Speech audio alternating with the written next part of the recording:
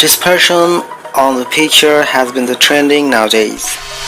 What's up guys, hope you guys are fine. If you see our videos for the first time, please subscribe our channel. So without making any further delay, let's go to the screen here. Please subscribe. At first we log on to PixArt, then click on plus icon. You'll have to select your desired picture. I'm selecting one of my favorite heroes, Sushan Singh. Now I click on Tools tab. I'll have to click on Dispersion tool. I'll have to select the size of the dispersion or thickness of the dispersion. Draw onto the face and body where you want to disperse the picture.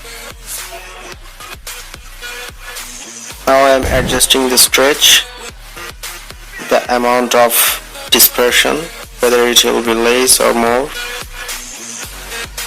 I stick to this portion.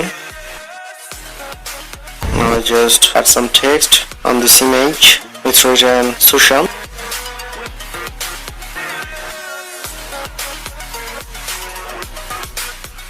I'm selecting the font of this text, changing the color.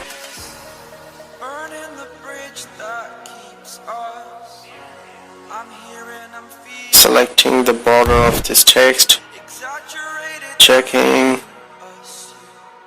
the color again of this text, changing the border color as well.